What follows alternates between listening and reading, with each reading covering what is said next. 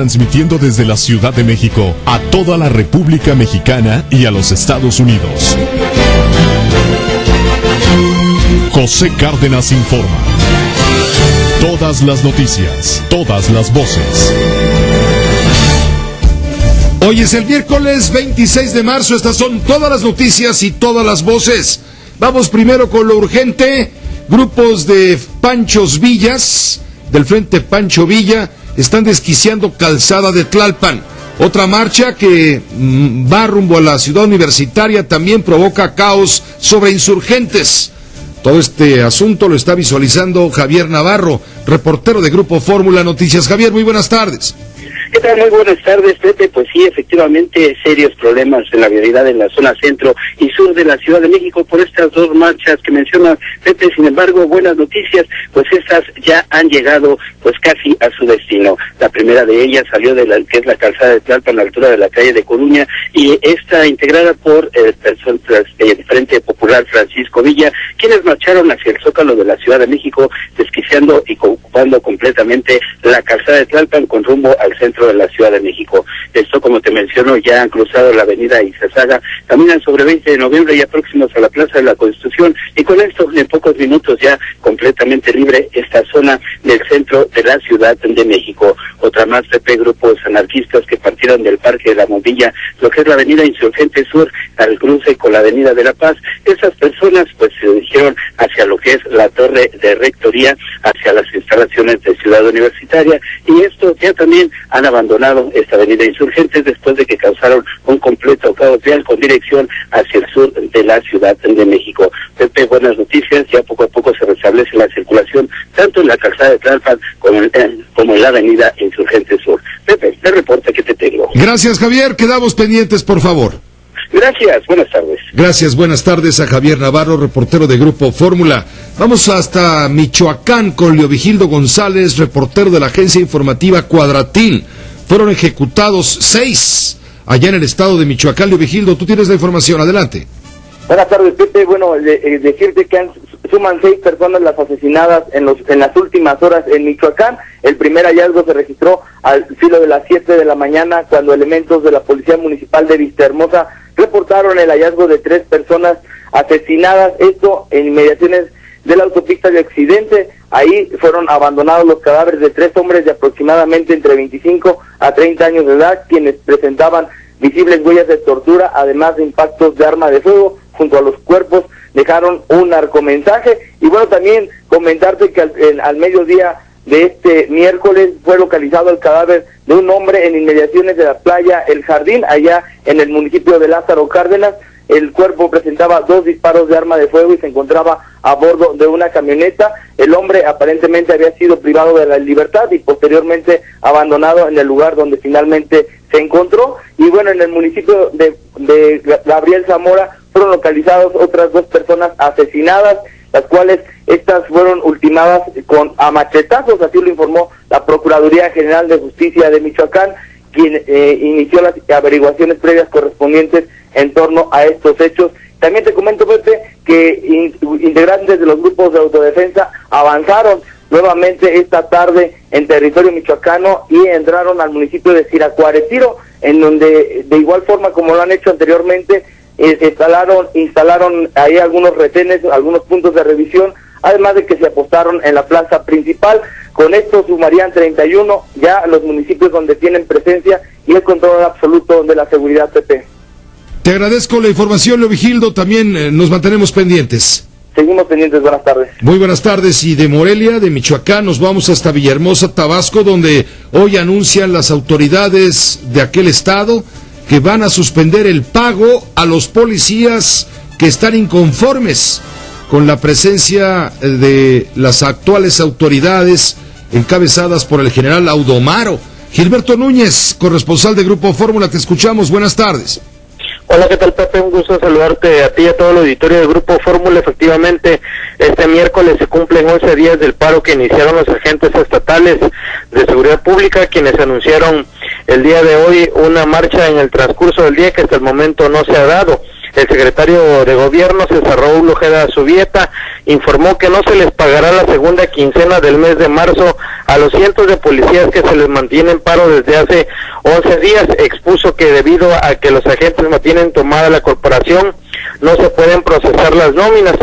Si no estamos adentro, pues no se va a pagar y no hay manera, estamos técnicamente imposibilitados, añadió el secretario de Gobierno. Ojeda Subieta tampoco descartó la posibilidad de que el gobierno tabasqueño solicite el apoyo de las fuerzas federales para recuperar las instalaciones de la Secretaría de Seguridad Pública Estatal en poder de los elementos estatales desde el pasado 15 de marzo. El funcionario expuso que se continuará privilegiando el diálogo, pero dijo que el gobierno estará atento a cualquier posibilidad que se brinde para rescatar y tener la oportunidad de darle el servicio a la ciudadanía, que no puede estar más sin policías. Así lo señaló el secretario de Gobierno. Indicó que los que están al frente de la protesta incurren en ilícitos como rebelión y motín. Al cuestionarle sobre la indagatoria de posibles nexos del dirigente del movimiento isabelino León Miranda con la delincuencia organizada, respondió que de ser el caso,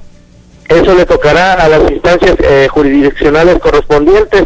Y al respecto, Pepe, la Federación mantendrá el apoyo de las Fuerzas Armadas en Tabasco el tiempo que sea necesario. Así también lo dio a conocer la delegada de la Secretaría de Gobernación, Liliana Díaz Figueroa. Aclaró que no debe confundirse esta colaboración, toda vez que no de las Fuerzas Armadas reducir el índice de la delincuencia en la entidad. Pepe. Pues te agradezco, Gilberto, la información desde Villahermosa. Un saludo para toda la audiencia frecuente por radio y televisión allá en el estado de Tabasco. Buenas tardes. Gracias, buenas tardes.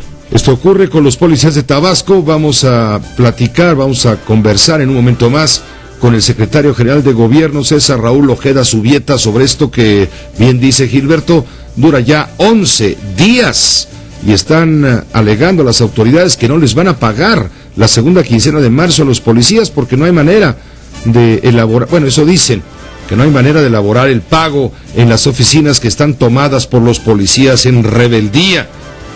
Bueno, y ante la violencia desbordada en el Estado de México, ahora resulta que aparecen vengadores anónimos.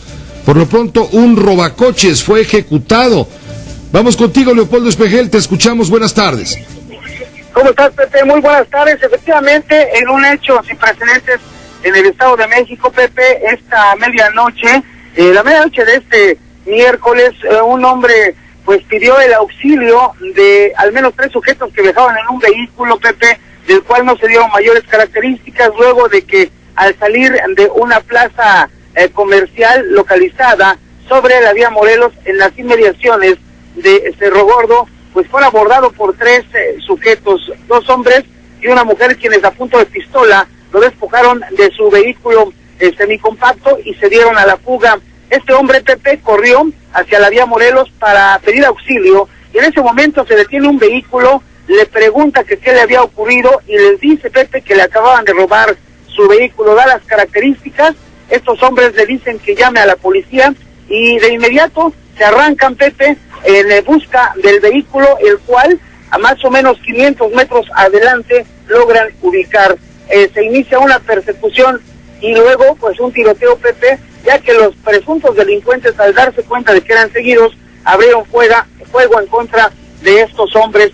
Sin embargo, pues se inició el intercambio de disparos. Un disparo alcanza a el conductor del vehículo, Pepe, que había robado, se impacta contra una unidad que estaba estacionada.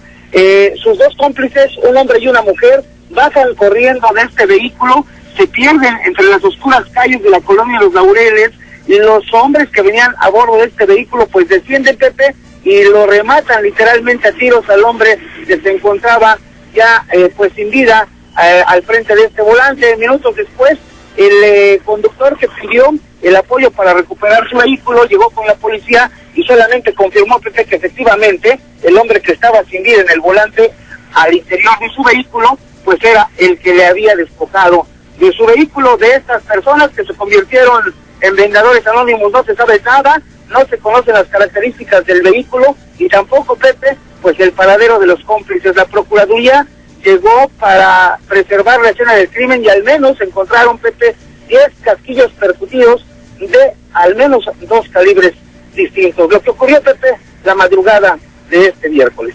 Es decir, actuaron de pronto estos personajes que están huidos en este momento como vengadores anónimos, recuperaron el vehículo de alguna manera al impedir la huida del robacoches, pero lo ejecutaron.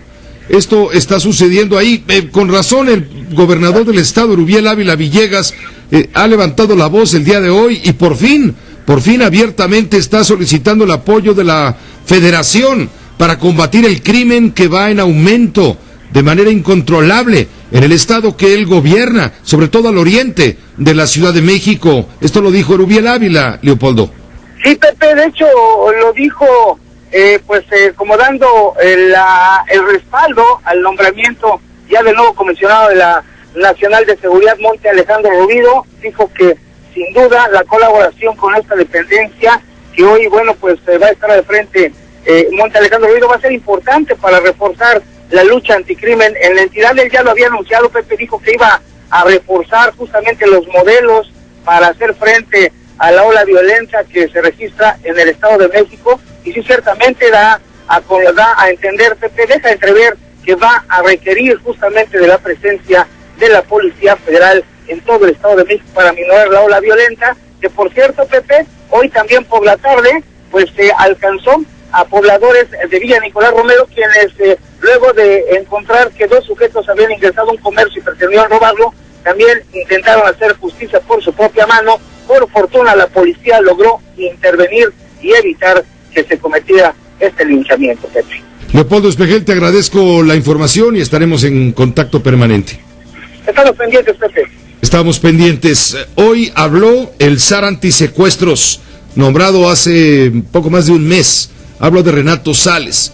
Habla e informa que luego de analizar las unidades antisecuestro que deberían existir en la República Mexicana, que existen sí, pero en el papel solamente, no en la operatividad, se ha percatado esta unidad antisecuestros que solamente 3 de estas oficinas funcionan en la República Mexicana y funcionan a medias, si no es que funcionan mal. Javier Giles, ¿cómo estás? Te escuchamos con esta información. Buenas tardes. ¿Qué tal, Pepe? Un saludo para ti, para todo el auditorio. En efecto, el comisionado nacional antisecuestros, Renato Sales Heredia, informó que siguen siendo 10 las entidades del país en donde se concentra el 74% de los secuestros, y solamente en 3 entidades podría decirse que funcionan las unidades especializadas antisecuestro: en Chihuahua, en Nuevo León y en Puebla.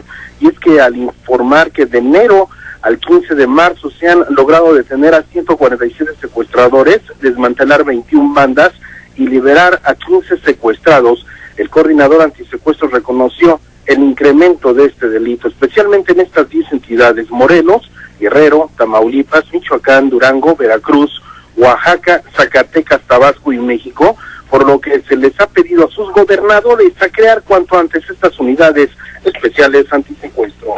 Necesitamos aquí del compromiso explícito de los gobernadores de los estados que concentran la mayor incidencia delictiva, y así lo han planteado. Se han comprometido en plazos específicos a modernizar las unidades especializadas contra el secuestro y equiparlas con los instrumentos indispensables para enfrentar el delito.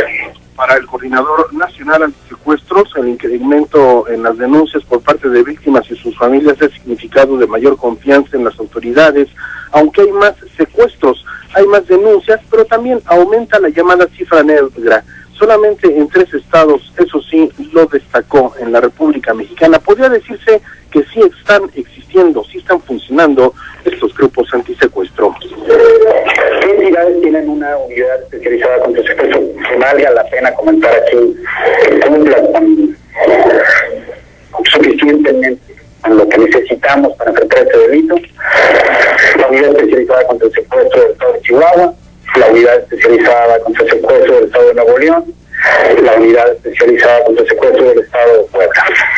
Estas 3 entidades federativas son entidades modélicas en lo que hacen al manejo de secuestro. Y mientras esto sucedía aquí en la Ciudad de México, ayer en Nuevo Laredo, Tamaulipas, el secretario de Gobernación, Miguel Ángel Osorio Chong, después de haber inaugurado un programa que se llama Somos Mexicanos, pues informó que no solamente va a continuar la vigilancia federal en Tamaulipas, sino que se va a crear en esta entidad una de las mejores agencias antisecuestro del país, aunque no precisó como para cuándo estará trabajando. Pepe, el reporte.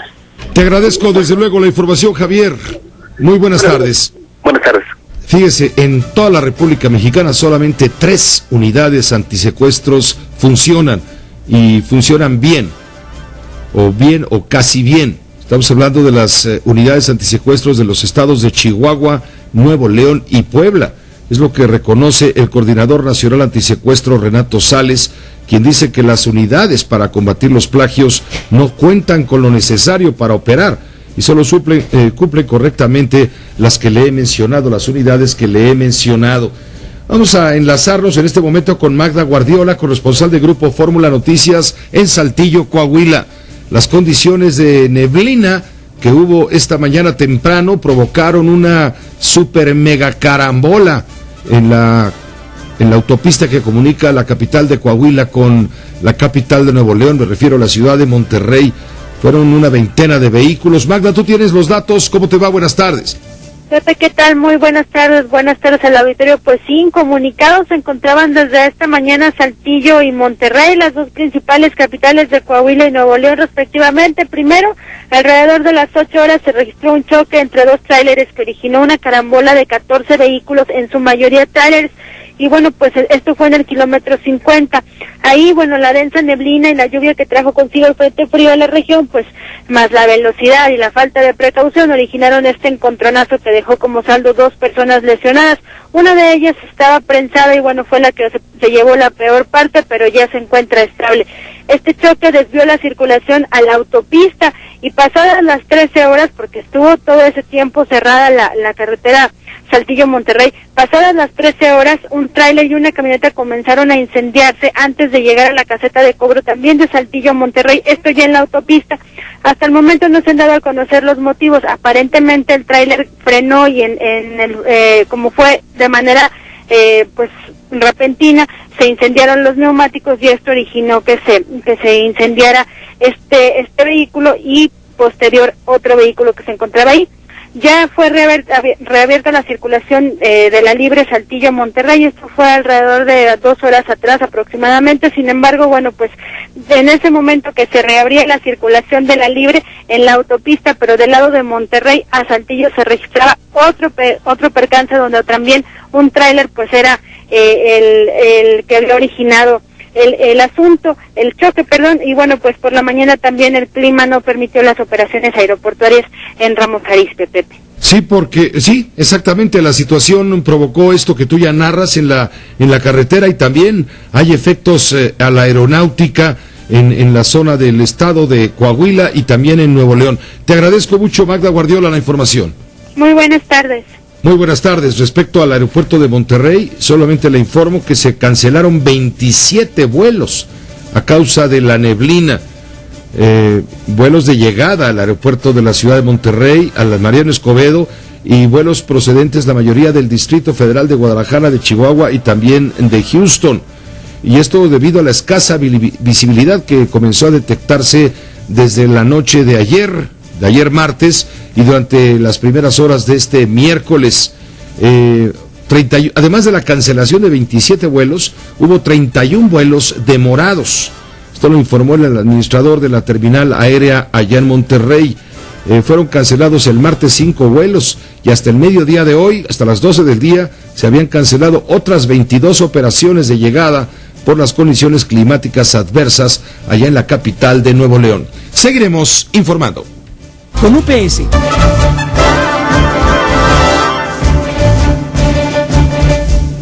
Otras notas importantes esta tarde de miércoles, en resumen, se las comento. 67,000 millones de pesos va a invertir la Federación para reconstruir el estado de Guerrero, golpeado, como usted sabe, a mediados de septiembre del año pasado por los meteoros Grid y Manuel. Se van a entregar poco a poco las carreteras que hagan falta por parte de la Secretaría de Comunicaciones y Transportes, las carreteras más afectadas por el embate de estos meteoros. Senadores avalan anular las elecciones cuando los candidatos de cualquier partido político compren por su propia cuenta y riesgo tiempo en los medios de comunicación.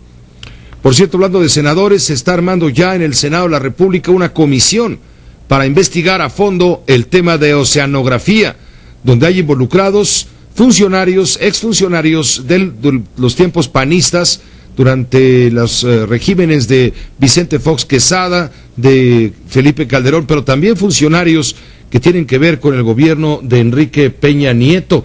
Hablando de esto, Israel Aldave, tú tienes más datos de la comisión que se está armando ya en el Senado. Adelante, Israel, ¿cómo te va? ¿Qué tal, Pepe? Gracias. Muy buenas tardes. Así es como tú lo señalas, el Senado de la República instaló ya este día la Comisión Especial de Legisladores que va a coadyuvar con las investigaciones del caso de corrupción de la empresa Oceanografía. El grupo de los senadores integrado por los miembros de las tres principales fuerzas políticas estará presidido por la priista Arely Gómez, quien se comprometió, Pepe, a llevar a cabo un trabajo profesional y abierto a la ciudadanía, pero en ningún momento dijo que se va a politizar el tema, dijo que se va a trabajar sin ningún sesgo partidista. Empezaremos a trabajar y lo haremos de una manera rápida, de una manera transparente, que es ese tema muy importante, abiertos a la ciudadanía y profesional, como merece el caso. Nosotros no somos ministerios públicos, no asumiremos la función de la Procuraduría General de la República. Quienes estamos integrando esta comisión seremos personas serias y profesionales y no politizaremos el tema. Hay el compromiso, Pepe, de la presidenta de esta comisión especial, no se va a politizar el tema. Entrevistada al respecto, Dolores Padierna, la vicecoordinadora del PRD y quien forma parte de esta comisión de legisladores, afirmó que entre los trabajos van a solicitar a la Procuraduría General de la República que no solamente se investigue el fraude contra Banamex Citigroup, sino también el que se realizó en perjuicio de Petróleos Mexicanos, ya que en este tema, dijo, se encuentran involucrados los altos funcionarios panistas de las pasadas administraciones. Así lo advierte. Quieren que no se revise nada de los fraudes a Pemex porque ahí están vinculados los altos funcionarios panistas, directamente los altos funcionarios panistas, al más alto nivel. Por eso quieren eludir la investigación hacia Pemex. Y el problema va a ser si el PRI y el PAN o las cúpulas de ellos, quienes manden, se pusieron ya de acuerdo para darle impunidad a estos altos funcionarios de Pemex. En el mismo sentido, Pepe, el coordinador perredista Miguel Barbosa acusó a los panistas de haber retrasado la instalación de esta comisión como parte de una estrategia para tratar de tapar que calificó como un gran caso de corrupción. Ya se instaló, Pepe, esta comisión especial de senadores para investigar o ayudar en la investigación del caso de corrupción de Oceanografía, Pepe. Pues sí, porque sigue goteando como de una fruta muy madura el jugo de corrupción que hay alrededor de los contratos o disfraz de contratos de Oceanografía con Petróleos Mexicanos. Por lo pronto, hoy se publica que funcionarios de Pemex habrían ajustado contratos y licitaciones para beneficiar a la empresa Oceanografía, de acuerdo con documentos que ha publicado el diario El Universal. En uno de los casos, dice el periódico, la Auditoría Superior de la Federación determinó que en una licitación de 2004, eran tiempos de Vicente Fox, Pemex Exploración y Producción había solicitado una embarcación con velocidad de 14 nudos, pero modificó las bases y requirió un barco con velocidad menor de 12 nudos para que Oceanografía pudiera obtener el contrato. Es decir, están empezando a salir una serie de irregularidades en la relación perversa que llegó a establecer la empresa Oceanografía de Amado Yáñez Osuna, principal accionista de la misma, con personajes o con funcionarios de Petróleos Mexicanos. Te agradezco la información entonces que nos has comunicado. Continuamos pendientes, Pepe. Continuamos pendientes, sí, se echa a andar esta comisión, se va a integrar esta comisión para tratar de llegar al fondo. Se está hablando de funcionarios del actual régimen que podrían estar involucrados en todo este tema. Se menciona, por ejemplo, a quien fue secretario de Hacienda en el último tramo del sexenio de Felipe Calderón, José Antonio Meade, hoy secretario de Relaciones Exteriores, y se menciona a otros importantes funcionarios. Hablando de panistas y de todo este tema, el tema de las leyes orgánicas, reglamentarias de las telecomunicaciones, de la ley Telecom, esto generó desde anteanoche un pronunciamiento de los líderes de los principales partidos de oposición al PRI, me refiero al PRD y al PAN, en las personas de Jesús Zambrano del PRD y de Cecilia Romero del PAN. quienes dieron a conocer un comunicado conjunto, leído a la limón, a la vez, unidos, izquierda y derecha, para protestar porque esta iniciativa del presidente de la República no está cumpliendo con lo que había comprometido la reforma constitucional en términos de una mayor competitividad, en términos de apoyo a televisoras de los estados de la República, en términos de deslindes de los patrimonios de empresas preponderantes como Teléfonos de México, que va a tener que deshacerse de una serie de activos importantes, reducir su tamaño, pero no se aclara con determinación a dónde van a ir a dar todos esos excedentes de estas empresas grandes como es la empresa Teléfonos de México. ¿Quién se va a quedar con ello? Supuestamente era el Instituto Federal de Telecomunicaciones el que tendría la responsabilidad de designar a quienes se beneficiarían cuando se achiquen los grandotes. Sin embargo, resulta que la ley reglamentaria en materia de telecomunicaciones, la ley Telecom, no trae estos puntos. Es decir, el IFT no es un órgano, cuando menos en la iniciativa de ley, que se ve tan autónomo como se nos había prometido. En fin, con base en todo esto y en que la reforma a la ley de telecomunicaciones se aprobó el año pasado por consenso de los tres principales partidos políticos, y con base en que según el PRD y el PAN no cumplen las expectativas, es que panistas y perredistas se han dividido. Bueno, se han escindido de apoyar la discusión. Sin embargo, al interior de la bancada del PAN en el Senado de la República ha habido de alguna manera una confrontación con la dirigencia que en este momento encabeza Cecilia Romero en ausencia de Gustavo Madero. Se han confrontado los miembros del Partido Acción Nacional. Óscar Zúñiga, al parecer hoy anuncia a los panistas haber ya fumado la pipa de la paz. ¿Cómo te va? Buenas tardes. Gracias, Pepe, ¿qué tal? Muy buenas tardes. Efectivamente, y luego de algunos diferendos entre los legisladores panistas de ambas cámaras y el CEN de su partido respecto a las leyes secundarias en telecomunicaciones, este día tanto la presidenta del PAN, Cecilia Romero Castillo, como el senador Jorge Luis Preciado y el diputado federal Luis Alberto Villarreal coincidieron en que su única convicción es preservar el sentido de las reformas y analizarán a profundidad la iniciativa enviada por el Ejecutivo Federal, todo esto por el bien común de todos los mexicanos.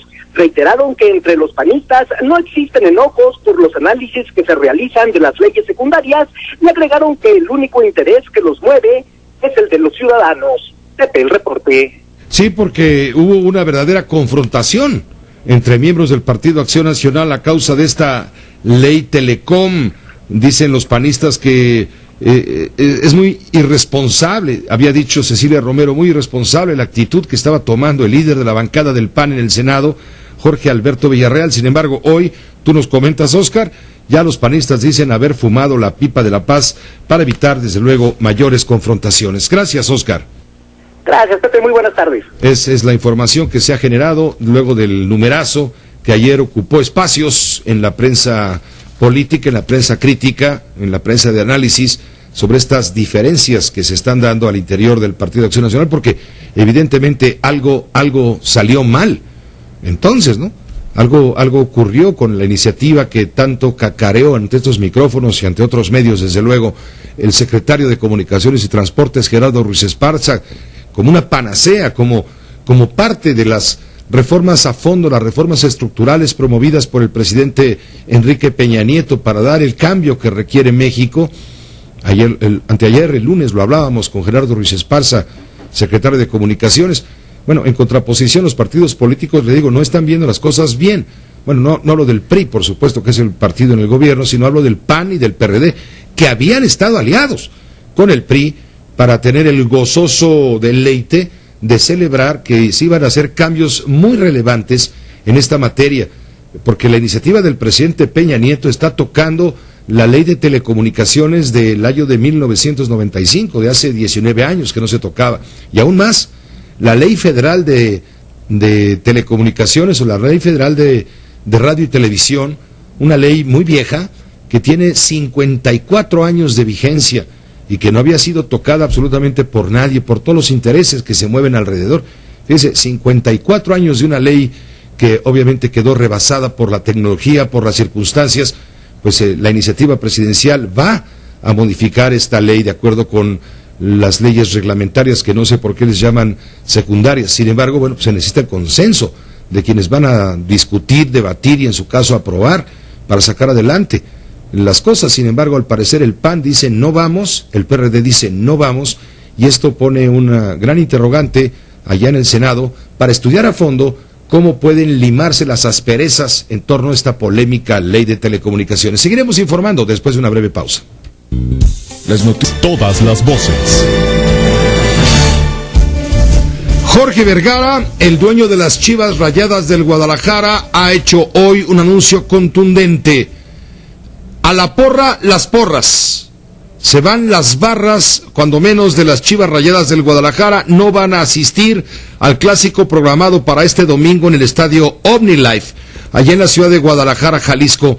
Evidentemente, como consecuencia de lo ocurrido el sábado por la noche en el estadio Jalisco, cuando las Chivas Rayadas empataron con el equipo Atlas. El resultado de ese partido fue lo de menos. Un partido que terminó en penales, pero no en penales en la cancha, sino en los penales a donde fueron presentados los rijosos que agredieron a policías y policías que agredieron a rijosos.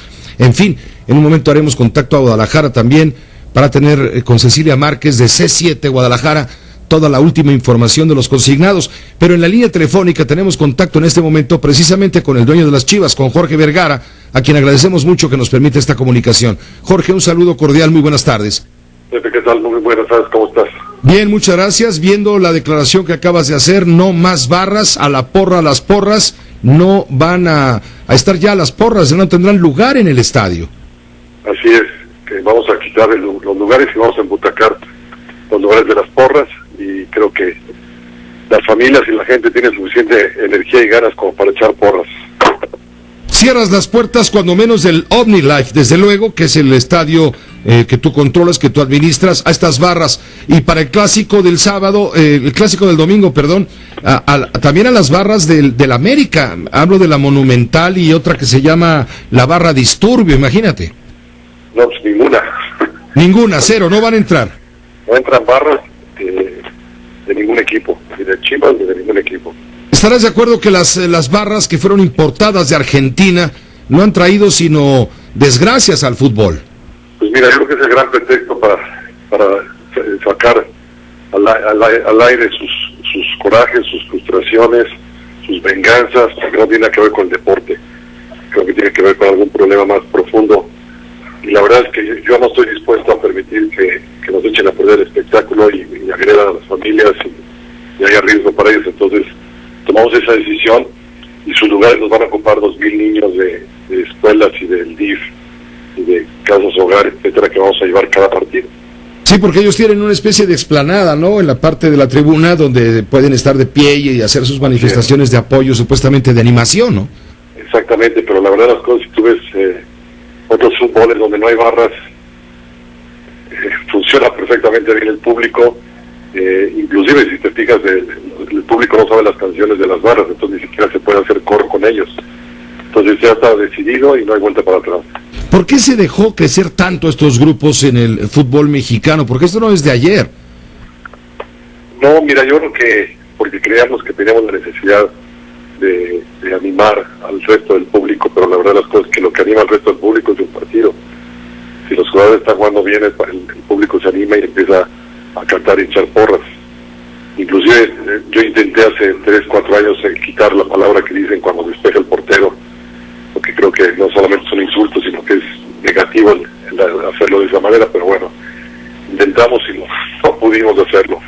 A veces los hábitos son difíciles de quitar, pero creo que con esto es una lección, con el arresto que hubo de parte de la Procuraduría del Estado de Jalisco, la consignación con posibilidad de 20 años de prisión es otra lección, y creo que endureciéndose de esa manera vamos a poder erradicar este problema que ya se está volviendo común y corriente en los estadios. Ahora, ustedes, los propietarios, los dueños de los equipos, financiaban o están financiando estos grupos les llaman entre comillas, de animación.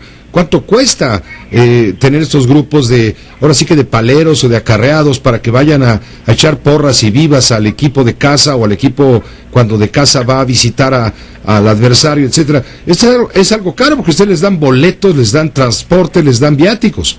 Bueno, ahí tengo que ser una excepción. Chivas no les damos nada.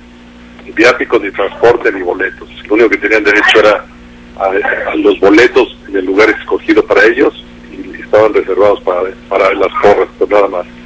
No había ni descuento, ni mucho menos. Y obviamente, yo sé que otros equipos sí lo hacen, nosotros no lo hacíamos.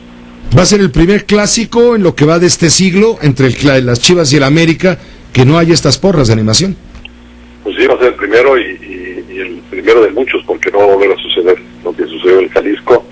Además de que tenemos 600 policías privados y 600 policías de la fuerza pública, 1.200 vigilando en la explanada, en fin, en los sistemas tenemos arcos de registro de metales, en fin, está muy apretada la seguridad, fotografías, videos de los indeseables en las taquillas, en las casas de entrada, en fin, estamos muy claros de que tenemos que prevenir y lo vamos a hacer. La directiva del Guadalajara está dispuesta, tengo entendido, a prestar el estadio OmniLife para que el partido pendiente de los Zorros del Atlas contra el Puebla pueda llevarse a cabo este fin de semana justamente en el estadio, ya que el otro, el Jalisco, está clausurado, castigado una semana. Así es, nos lo pidieron y aceptamos ayudarlos, apoyarlos, y aunque sea el rival, no es el enemigo, es una muestra de que podemos ser rivales sin ser enemigos, pero tampoco irán barras del Atlas. Pues es una forma de darle carpetazo al tema, ¿no, Jorge Vergara? Pues mira, es una forma de demostrar que el fútbol estamos unidos y que el fútbol es rivalidad, no es enemistad, y que la rivalidad siempre va a perdurar, pero que no tenemos por qué usar la violencia para demostrarlo. Jorge, te agradezco mucho que nos hayas tomado la llamada esta tarde. Al contrario, Pepe, sobre. Un saludo cordial, hasta luego. Es el director, presidente del club directivo, de la directiva del Club Guadalajara, Chivas Rayadas del Guadalajara, quien dice no a las barras, manda a la porra a las porras. El señor Jorge Vergara, se acabaron las barras de apoyo al equipo de Guadalajara, no habrá ya lugar para ellos en el estadio, el lugar que se tenía destinado para nadie absolutamente en esos grupos, y todo el espacio que en el OmniLife se había destinado para que ahí se concentraran estos grupos de estímulo a los jugadores, bueno, pues se van a rellenar con butacas, unas 2,000 butacas, nos ha dicho Jorge Vergara, para que las familias puedan ir con toda seguridad a ver los partidos y que el fútbol recupere ese espíritu, digamos, deportivo, y de un estadio en paz y seguro para quienes asistan al espectáculo, más allá de lo que esto como una reacción, desde luego, a lo que sucedió el domingo en el estadio de fútbol del Atlas, de los Zorros del Atlas, el estadio Jalisco. Ya no le voy a volver a repetir lo que sucedió, usted lo sabe mejor que nosotros. Hay ahora consignados. Vamos hasta Guadalajara, Jalisco, con Cecilia Márquez. Ella es la directora de noticias de C7, el canal 7 del gobierno del estado de Jalisco. Con ella hemos estado en comunicación ayer y por supuesto en este momento, porque está siguiendo puntualmente los detalles de la información que ha derivado después de esta brutalidad vandálica que se dio el sábado, con las consecuencias que usted conoce. Cecilia, te saludo y te agradezco de antemano. ¿Cómo te va? Muy buenas tardes allá en Guadalajara. Saludos a C7 también. Gracias, Pepe. Bueno, gracias a todo tu auditorio. También fíjate que el fiscal general del estado, Luis Carlos Nájera, informó que ya hay otros 3 detenidos. Estos participaron en la gresca del estadio de Jalisco, y los detenidos ya aportaron datos para detener a otros que participaron también en esta violenta manifestación de los pseudoaficionados.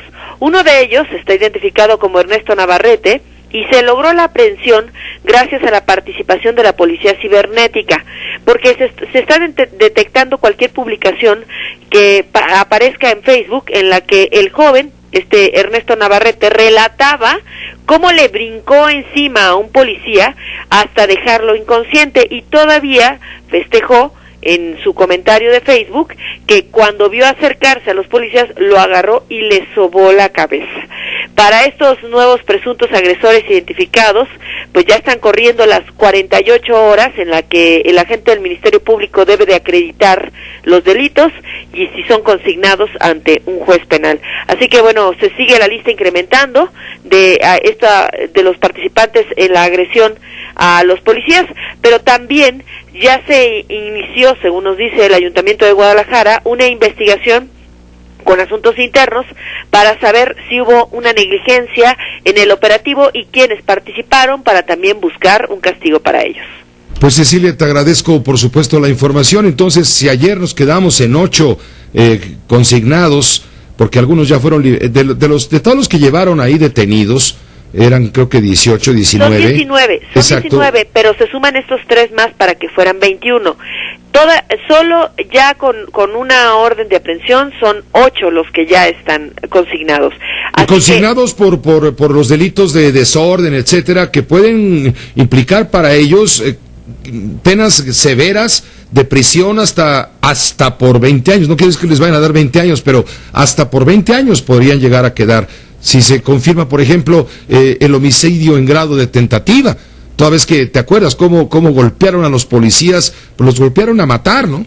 Sí, efectivamente, mira, 2 de ellos ya tenían antecedentes de agresiones en los estadios, no solo en el estadio de OmniLife o en el Jalisco, sino en Puebla, también alguna vez en Campeche, y también habían participado en grescas en el Distrito Federal. Así que estos pues malandrines que ya tenían su historia en el estar haciendo pues como hooligans, a la vez de hooligans mexicanos en los estadios, pues ya encontraron ahora sí la voz de la ley.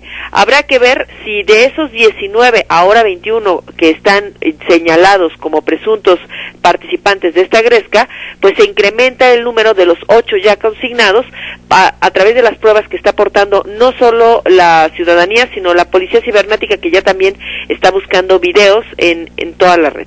Sí, hablando de videos, anoche, Cecilia, comentábamos tú y yo el tema de un video que comenzó a circular tratando de demostrar que quienes iniciaron la agresión contra las porras, en este caso la barra del Guadalajara, la 1908, fueron los propios policías de la ciudad de Guadalajara.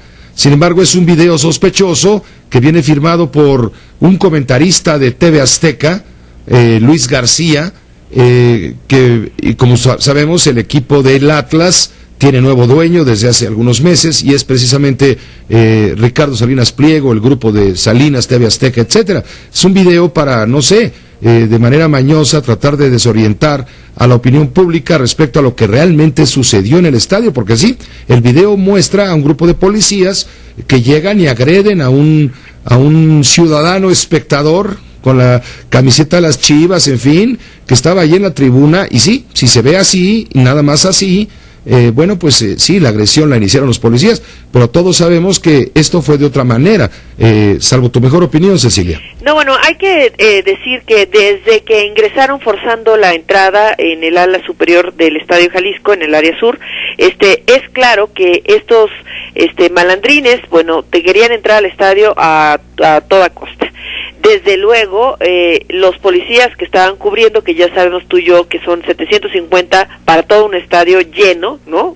Que suena un número muy menor para el volumen, ¿no? De personas que había en el estadio, y si a eso sumas que muchos de ellos, de los que participaron en esta riña, se presumen que estaban alcoholizados o, en su caso, bajo el influjo de alguna droga, entonces, bueno, pues estaban incontrolables estos hombres, que sí dice uno de los policías que está herido, que sí trataron de contener algunos que eran los que estaban iniciando este motín de lanzar fuegos artificiales y bengalas, ¿no? Y petardos también. Petardos también, pero pues es claro en algunas otras imágenes donde se ve pues muy poquitos policías rodeados por las personas, parece incluso escena de una película de violencia, ¿no? Donde le brincaban en la cabeza al policía, o sea, imagínate qué nivel de violencia. Hoy hablábamos precisamente sobre este asunto de la violencia en los estadios, y no es una cuestión que tiene que ver solo con los ciudadanos y con la responsabilidad que tienen que tener los ciudadanos cuando asusten a un evento de este tipo, sino también de los clubes, como ya escuchábamos a Jorge Vergara, y también de las autoridades, ¿no? Porque en la medida que las sanciones se incrementen a estos ciudadanos que no se comportan a la altura de los eventos masivos, pues también van a dejar de aparecer estos hooligans en los eventos, porque si los castigos son realmente fuertes, pues se disminuirá la violencia. Pues te agradezco, Cecilia, el comentario y la información, desde luego. Estaremos en contacto. Un abrazo, saludos, Pepe, a todo el equipo de C7 allá en Guadalajara, Jalisco. Gracias, hasta luego. Hasta luego, Cecilia Márquez. Y tenemos contacto hasta Buenos Aires con la señora Mónica Nizardo. Mónica Nizardo es actriz, profesora de teatro, profesora de música, de francés, fundadora de la organización no gubernamental Salvemos al Fútbol. Es fanática de Atlanta. Fue vocal de la comisión directiva de este club de fútbol. Ella se hizo conocida por haberse atrevido a denunciar a las barras bravas argentinas, algo que ni los dirigentes del fútbol ni los jugadores se animaban a hacer. Agradezco mucho a Mónica Nizardo que nos permite esta comunicación desde Buenos Aires. Mónica, buenas noches para ti. ¿Qué tal? Buenas noches, un gusto hablar con ustedes. Tú tuviste, gracias, igualmente el gusto es nuestro, tú tuviste el valor de denunciar cómo habían derivado estas barras de animación, cómo echaron a perder el fútbol en Argentina. Sí, lamentablemente Argentina es referente en fútbol, pero también es referente en violencia. Desde hace muchos años que hay violencia en los estadios, y bueno, creía que era necesario involucrarse personalmente y empezar a denunciar, así con el ex juez Vergés, quien se sumó conmigo a la propuesta esta de la ONG. Empezamos a denunciar todos los hechos de violencia y de corrupción. Esto no es solo cuestión de violencia, también hay muchos negocios sucios alrededor, por eso la violencia. La organización en la cual estás tú integrada es una organización que ayuda a la defensa de las víctimas que resultan del fútbol y por la violencia en los estadios y que no se atreven a realizar denuncias. Sí, realmente, bueno, la mitad de los integrantes de la ONG son familiares de víctimas.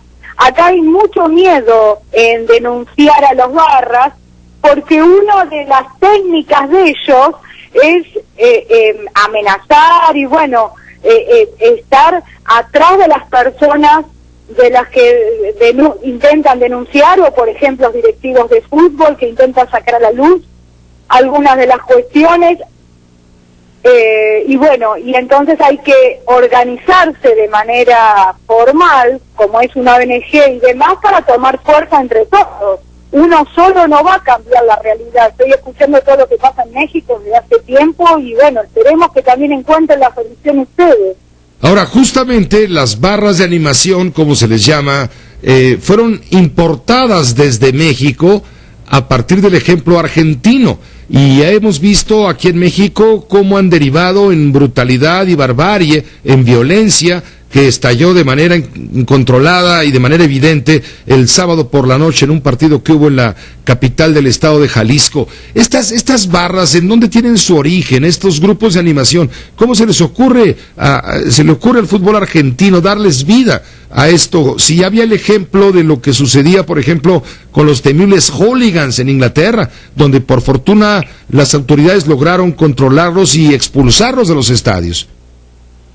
La gran diferencia de las barras argentinas con los hooligans en Inglaterra es que acá en Argentina las barras bravas tienen relación directa con políticos, o sea, la política nacional los alimenta, además de los dirigentes del fútbol.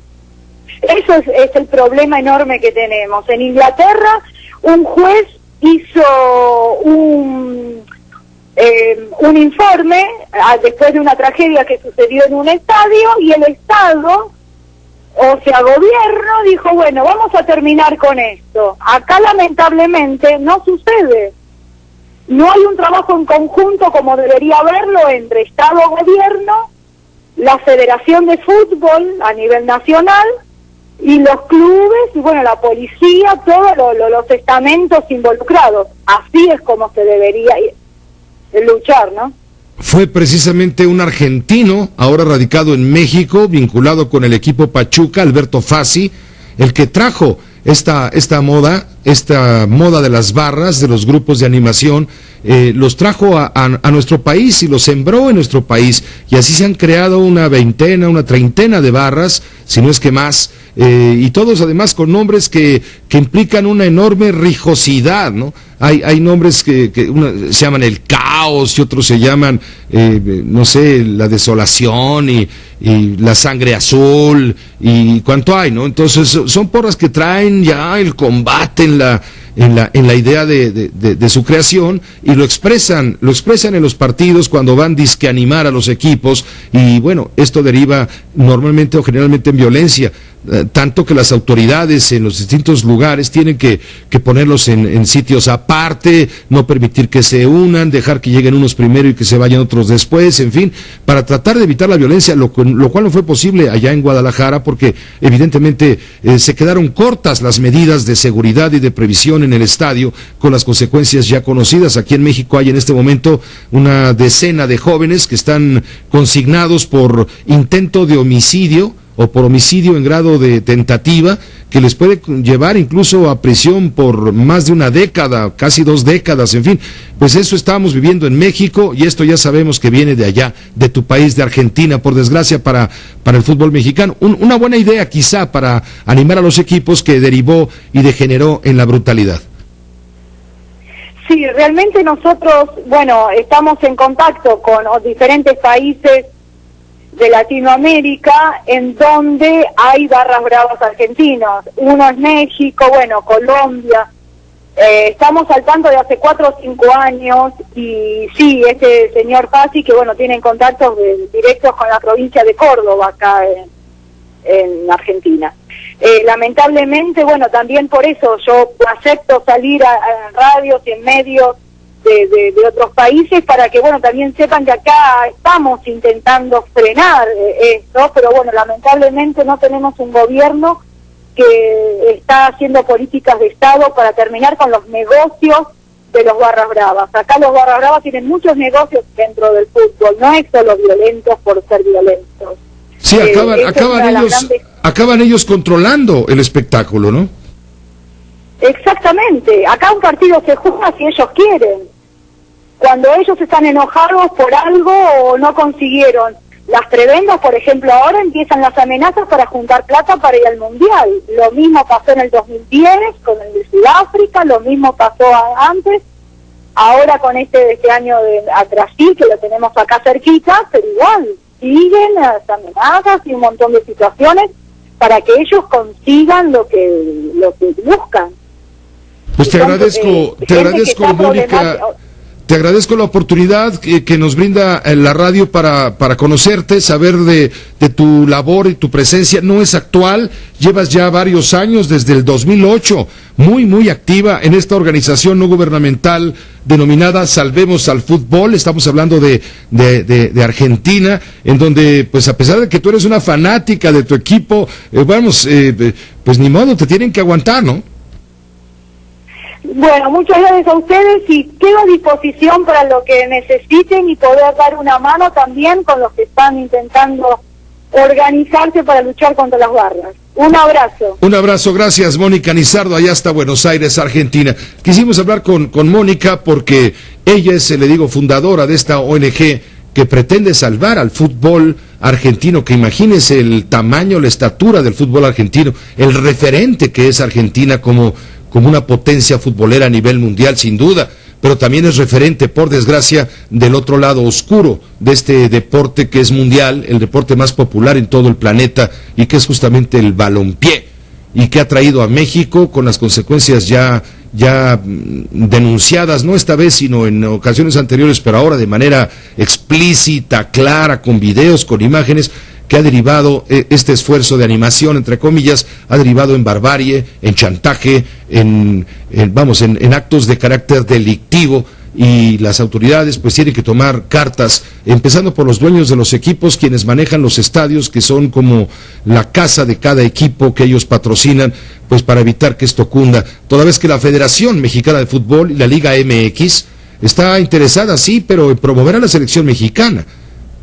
Este Vaticano futbolero es lo único que hace, cuidar el negocio que significa para el fútbol mexicano, la selección mexicana y lo demás, Lo demás lo deja en manos de los dueños de los equipos y hace tibias declaraciones. Obviamente se quedan cortas las acciones, las tibias declaraciones de gente como Decio de María, la cabeza de la Liga MX, cuando dice pues hay que actuar, hay que hacer algo para evitar esta violencia. Una violencia que ellos mismos, los federativos, los dueños de los equipos y demás, a lo largo de los años han propiciado, derivando en esta vergüenza nacional en que se ha convertido la presencia de esos aficionados desquiciados que van en apoyo de sus equipos, lastimando a los verdaderos aficionados que quieren ir con la familia a disfrutar a su equipo favorito y ver un buen partido de fútbol en sus distintas localidades. Seguiremos informando y seguiremos comentando, si nos permite, después de una breve pausa.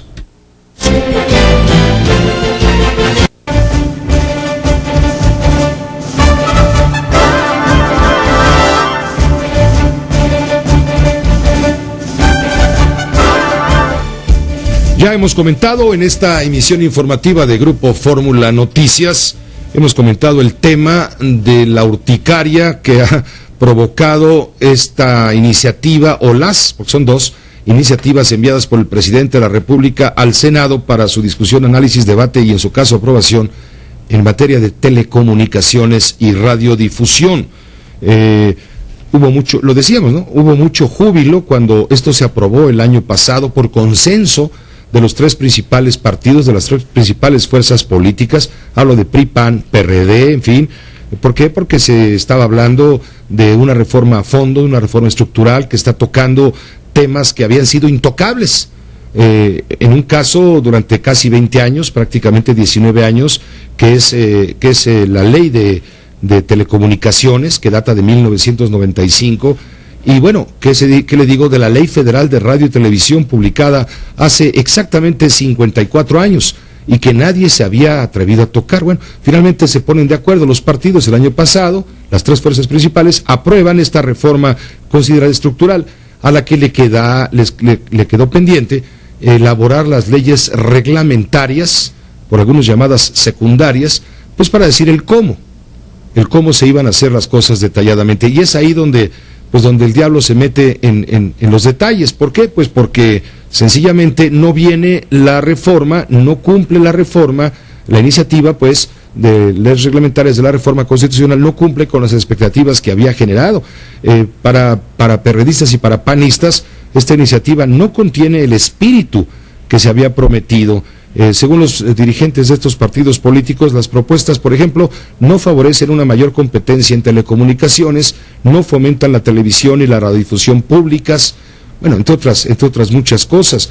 Sí hay compromisos que contienen la iniciativa, compromisos interesantes, como lo comentábamos ayer con María Amparo Casar, ¿no? La regulación asimétrica, que quiere decir brindar condiciones para la competencia a los pequeños, pues para tratar de emparejarlos con los grandes, lo cual es una empresa muy difícil.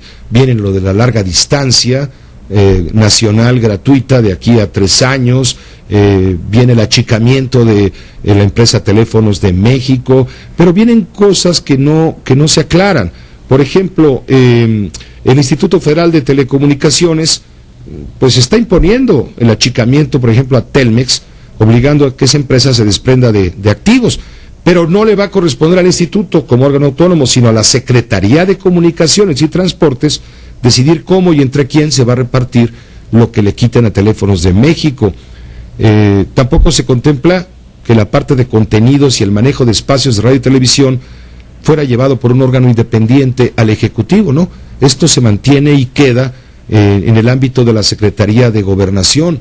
Tampoco se le entrega al Instituto Federal de Telecomunicaciones lo que tiene que ver con la normatividad en materia de publicidad de asuntos médicos, que seguirá bajo la dirección de la propia Secretaría de Salud y de sus organismos. En fin, hay mucha inconformidad y esto ha generado, le digo, polémica entre los partidos políticos, una desaveniencia, incluso al interior del PAN. Los propios senadores encabezados por Jorge Luis Preciado desconocieron la decisión de Cecilia Romero, la líder provisional del Partido Acción Nacional, al darle la espalda pues a estas reformas regulatorias.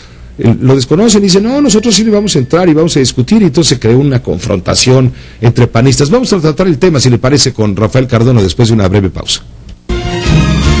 Multilínea 5166-3400. Cardona directamente al cristalazo, muy ocupado como está él mirando estas desavenencias políticas que han confrontado a panistas con panistas y que han matrimoniado a panistas con perredistas en los extremos de la cuerda política. Finalmente el amor y el odio se unen, ¿no? Acaban siendo lo mismo. Digo, se entiende que se opongan, ¿no? Porque pues, está en su naturaleza. Mira, pero que estén opuestos de esta forma tan, el problema, tan unísona. Permíteme saludarlas, hasta gentiles personas que nos oyen, que nos ven. Buenas noches a todos.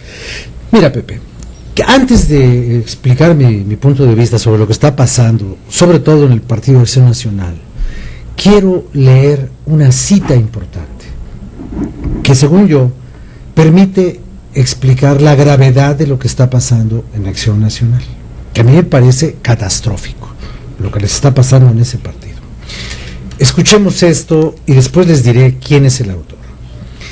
La jerarquía y la disciplina son las únicas fuentes capaces de proporcionar estructura, fisonomía, medios reales de acción a la actividad de grupo y son además expresión concreta y consecuencia inmediata de nuestra posición doctrinal misma. La jerarquía y la disciplina, o sea, quién manda y quién obedece. Por eso le llaman jefe al líder nacional. Por eso le llaman. Estaba buscando la nota, la acabo de ver apenas publicada en el portal del Diario Universal, sin embargo ya la bajaron, como decimos, ya no está en este momento al aire. Lo averiguamos, porque pero lo vamos a averiguar. Claro que sí. Lo que hizo Twitter hace poquito fue que a través de casas de bolsa mexicanas podías comprar acciones de Twitter, pero las acciones de Estados Unidos. De Estados Unidos. Sí. No una oferta pública inicial en México. Lo veo eso un poquito complejo porque habría que estudiar muy bien el caso de Google en particular. Oye, más información, Pepe. ¿Más? Resulta que perdieron 30 celulares a propósito. A ver, ¿quién? Una compañía que se dedica a desarrollar software de protección, software antivirus, hizo un estudio que se llama Honey Stick en inglés, es como una traducción así como, es que está difícil traducirlo, palito de miel o algo así, sí. En donde dejaron a propósito... Dulce palito. Algo así, algo con dulce. Dejaron 30 teléfonos celulares con Android, no mencionan el modelo, pero con Android, en lugares estratégicos. Ellos mencionan... En Tepito, no. Al lado de mi casa. No. La idea fue hacer como que se perdían. Ajá. Ellos mencionan centros comerciales, estaciones de camiones y otros lados por ahí. Y resulta ¿En que... Estados Unidos? En México. En México. Ciudad de México, Guadalajara y Monterrey. Y resulta que todo fue un estudio, preparado obviamente, para ver qué pasaba con el equipo celular, qué hacía la persona que se lo encontraba.